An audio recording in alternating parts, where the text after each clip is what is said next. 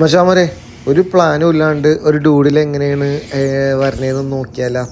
ഞാനിത് എൻ്റെ രാവിലത്തെ ഒരു ടൈം സ്പേസിൽ ചെയ്തതാണ്. എന്ന് പറയുന്നത് മോർണിംഗ് സ്റ്റാർട്ട് ചെയ്യണത് തന്നെ ഒരു ബ്ലാക്ക് കോഫിയിലാണ്. അപ്പോൾ ഞാൻ വിചാരിച്ചു അന്നത്തെ ഡേ ആ ഒരു ഡൂഡിൽ ഒരു കോഫി കപ്പിൽ നിന്ന് സ്റ്റാർട്ട് ചെയ്യാമെന്ന് വിചാരിച്ച്. പിന്നെ ഞാൻ ഈ ട്രൈ ചെയ്യണത് ഇതൊരു ആക്ച്വലി ഒരു പ്രാക്ടീസ് സെക്ഷനാണ്. സോ യൂഷ്വലി ഇതിപ്പോൾ നിങ്ങൾ എങ്ങനെയാണ് പഠിക്കണതെന്ന് ചോദിച്ചു കഴിഞ്ഞാൽ എനിക്കതിനൊരു പ്രോപ്പർ ആൻസർ ഇല്ല. എന്നാൽ ഞാൻ കുറച്ച് വർഷങ്ങളായിട്ട് പല പാറ്റേൺസ് ട്രൈ ചെയ്ത് പല ഓരോ മോഡൽസൊക്കെ ട്രൈ ചെയ്തിട്ട് അതിൽ നിന്ന് ഇവോൾവ് ചെയ്ത് വന്നൊരു സംഭവമാണ്. ഇപ്പം ഞാൻ കറൻ്റ്ലി ചെയ്യണത് എൻ്റേതായിട്ടുള്ളൊരു കംപ്ലീറ്റ് എക്സാക്ട് സ്റ്റൈലല്ല, ജസ്റ്റ് ഒരു പ്രാക്ടീസ് സെഷൻ പോലെയാണ്. അപ്പോൾ അതെന്ന് പറഞ്ഞു കഴിഞ്ഞാൽ യൂഷ്വലി എല്ലാവരും ഡൂഡിൽസ് ചെയ്യണത് ഓരോ എലമെൻറ്റ്സിലും കുറച്ച് ഗ്യാപ്പ് വിട്ടിട്ടുണ്ടാവും. എല്ലാം തമ്മിൽ കണക്റ്റഡ് ആയിരിക്കില്ല. ഈവൻ ദോ തീം വൈസ് അല്ലെങ്കിൽ പാറ്റേൺ വൈസ് മേ ബി എല്ലാം സെയിം ആയിരിക്കാം. പക്ഷേ ഓരോ എലമെൻറ്റ്സും, അത് എലമെൻറ്റ്സ് എന്ന് ഞാൻ ഉദ്ദേശിക്കുന്നത് ഇപ്പോൾ ആ ഒരു കോഫി കപ്പും ഞാൻ ഇപ്പുറത്ത് വരയ്ക്കണം ആ ഒരു സൂര്യൻ്റെ ഒരു സ്ട്രക്ചർ, അത് ഓരോന്നും ഓരോ എലമെൻറ്റ്സ് എന്ന് പറയാം. സോ അത് തമ്മിൽ കണക്ഷൻ ഉണ്ടാവില്ല, ഇടയിൽ ചെറിയൊരു ഗ്യാപ്പ് ഉണ്ടാക്കും.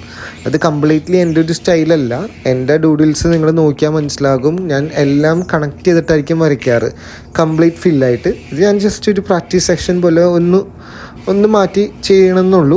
അപ്പോൾ അങ്ങനെ ചെയ്യുമ്പോൾ എന്ന് പറയുന്നത് ആക്ച്വലി നിങ്ങളൊരു ബിഗിനർ ആണെന്നുണ്ടെങ്കിൽ നിങ്ങൾക്ക് ഡൂഡിൽസ് ചെയ്യാൻ താല്പര്യമുണ്ട്, അതെങ്ങനെയാണ് പഠിക്കണതെന്ന് അറിയാൻ താല്പര്യമുണ്ട്, അല്ലെങ്കിൽ പഠിക്കാമെന്നല്ല ചെയ്ത് നോക്കാൻ എളുപ്പമാണെന്നുണ്ടെങ്കിൽ ഏറ്റവും ബെസ്റ്റ് ഒരു സ്റ്റേജ് ചെയ്യാമെന്ന് പറഞ്ഞു കഴിഞ്ഞാൽ ഇതേപോലെ ഓരോ എലമെൻറ്റ്സ് സ്പ്ലിറ്റ് ചെയ്ത് സെപ്പറേറ്റ് വരയ്ക്കുക. ഞാൻ ചെയ്യണ പോലെ കണക്ട് ചെയ്ത് ചെയ്യുന്നത് കുറച്ചൊരു കോംപ്ലിക്കേഷനായിട്ട് തോന്നും.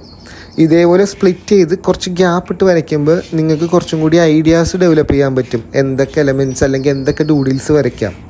അപ്പോൾ ഇതിപ്പോൾ ഒരു കോഫി കപ്പാണ് ഞാൻ സെൻറ്ററിൽ പ്ലേസ് ചെയ്തെങ്കിലും ഇതെല്ലാം കോഫി റിലേറ്റ് ചെയ്ത് പറഞ്ഞതല്ല. ഇത് ആ ഒരു സമയത്ത് എൻ്റെ മൈൻഡിൽ കൂടി ഏതൊക്കെയോ ക്യാരക്ടേഴ്സ് വന്നു, അങ്ങനെ ചെയ്തു പോയതാണ്. ഇതിപ്പോൾ എൻ്റെ അടുത്ത് വരയ്ക്കാൻ പറഞ്ഞു കഴിഞ്ഞാൽ ഞാൻ വരയ്ക്കണത് കംപ്ലീറ്റ്ലി ഡിഫറെൻ്റ് ആയിട്ടുള്ള ഒരു ക്യാരക്ടേഴ്സ് ആയിരിക്കും വരിക. പിന്നെ എൻ്റേതായിട്ടുള്ളൊരു കുറച്ച് റിപ്പീറ്റബിൾ ക്യാരക്ടേഴ്സും ഉണ്ട്. സോ ഇപ്പം നിങ്ങൾ സ്റ്റാർട്ട് ചെയ്യാൻ നിൽക്കുന്ന ഒരാളാണ്, ചെയ്ത് നോക്കാൻ താല്പര്യമുണ്ട്, അങ്ങനെയാണെന്നുണ്ടെങ്കിൽ ഓരോ എലമെൻസും ഇപ്പം ഞാൻ ജസ്റ്റ് ഒരു എക്സാമ്പിൾ പറയുകയാണെന്നുണ്ടെങ്കിൽ ഒരു ഇൻസ്ട്രുമെൻറ്റ് ബോക്സ് എടുക്കുക. ഒരു ഇൻസ്ട്രുമെൻറ്റ് ബോക്സിൻ്റെ ഷേപ്പ് റെക്റ്റാങ്കിളാണ്, അത് സെൻറ്ററിൽ വരയ്ക്കുക. എന്നിട്ട് അതിനൊരു കണ്ണ്, ഒരു വായ, അല്ലെങ്കിൽ അതിന് വേണ്ട ഒരു എക്സ്പ്രഷൻ കൊടുക്കുക. പിന്നെ ഇൻസ്ട്രുമെൻറ്റ് ബോക്സിൽ എന്തൊക്കെ സംഭവങ്ങളുണ്ടെന്ന് നമുക്കറിയാം. സ്കെയിൽ ഉണ്ടാകും, pencil, protractor, set square, compass, divider, ഇങ്ങനത്തെ സംഭവങ്ങളുണ്ടാവും. അപ്പോൾ ഇതെല്ലാം നിങ്ങൾ ആ ഒരു ഇൻസ്ട്രുമെൻറ്റ് ബോക്സിന് സറൗണ്ട് ചെയ്തുകൊണ്ട് ഒന്നും കണക്ട് ചെയ്യാണ്ട് ഇടയിൽ കുറച്ച് ഗ്യാപ്പായിട്ട് ഇതേപോലത്തെ ഓരോ ഷേപ്പുകൾ വരയ്ക്കുക. അതായത് സ്കെയിലിൻ്റെ ഷേപ്പ്, പ്രൊട്രാക്ടറിൻ്റെ ഷേപ്പ്, അങ്ങനെ സ്പ്ലിറ്റ് ചെയ്ത് ഇപ്പോൾ ഞാൻ എല്ലായിടത്തും ഡൂഡിൽ ചെയ്യണ പോലെ അങ്ങനെ ചെയ്തിട്ട് അതിന് ഓരോ ഷേപ്പൊക്കെ കൊടുക്കുമ്പോൾ നിങ്ങൾക്ക് അങ്ങനത്തെ രീതിയിൽ നിങ്ങൾക്ക് പ്രാക്ടീസ് ചെയ്ത് തുടങ്ങാൻ പറ്റും. എന്നിട്ടാണ് പിന്നെ നമ്മൾ നമ്മുടേതായ ഒരു സ്റ്റൈലിലേക്ക് എത്തുന്നത്. ഇപ്പം ഞാൻ എൻ്റെ ആദ്യ സമയത്ത് ഞാൻ വരച്ചുകൊണ്ടിരുന്ന ഡൂഡിൽസായിട്ട് ഇത് കമ്പയർ ചെയ്യുമ്പോൾ എൻ്റെ ഡിഫറെൻ്റ് ആണ്. സോ ഇങ്ങനെയൊക്കെയാണ് നമ്മൾ ഓരോന്ന് സ്റ്റാർട്ട് ചെയ്യണത്. അപ്പോൾ ഇഷ്ടപ്പെട്ടിട്ടുണ്ട് അല്ലെങ്കിൽ വരയ്ക്കാൻ താല്പര്യമുണ്ട്, പഠിക്കണമെന്നൊക്കെ ഉണ്ടെന്നുണ്ടെങ്കിൽ ജസ്റ്റ് ഫോളോ ചെയ്ത് കൂടിക്കോ.